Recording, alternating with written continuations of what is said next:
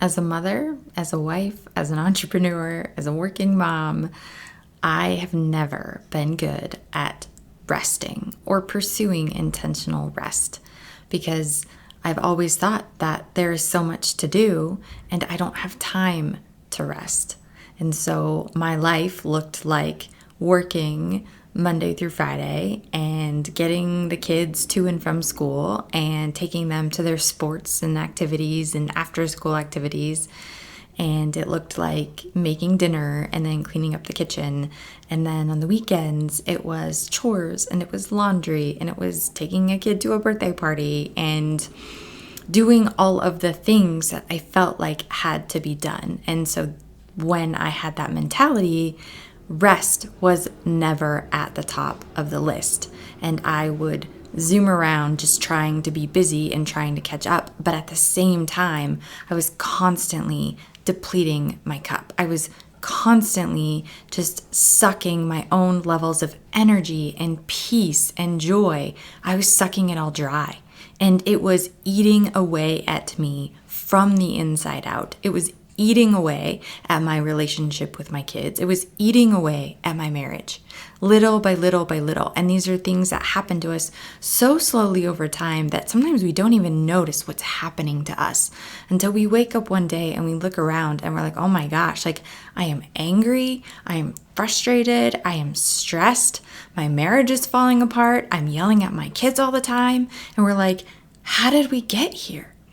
We got here little by little by little, one day at a time, of allowing these things to eat away at us because we weren't taking time to fill our cup. We weren't taking time to rest, to be filled with the joy of the Lord, to be filled with the Holy Spirit, to be filled with His grace and with His peace, and saying that by being the best mom that I can be, by being the best wife that I can be, I need to be the best version of me. And that does not look like busy, and that does not look like stressed, and that does not look like angry. And so it means taking intentional time to say, I will rest. I will rest my soul. I will rest my spirit. I will rest my cup, and I will fill it again with God's grace and with His power and with His joy. And that looks like stopping. That looks like putting my phone down. That looks like not spending the weekend doing chores. That looks like doing things that bring me joy, that are fun. That looks like baking or reading a book or going for a walk or taking a nap or playing a board game or going to the gym. Whatever you define as something that fills you up. And you ask yourself the question, is if I have nothing else going on today, if there's nothing on my calendar, if all of the chores are done, if there are no expectations from anybody else, what do I want to do today? How would I choose to spend my day? And then do it. And then spend your day that way. If you want to sleep in, you sleep in. If you want to take a nap, take a nap. If you want to watch a movie, watch a movie. But actively pursuing rest, actively and intentionally making time for rest. So whether that is one day of the week or 1 hour a day, however you build it in, you have to be intentional. You have to be consistent.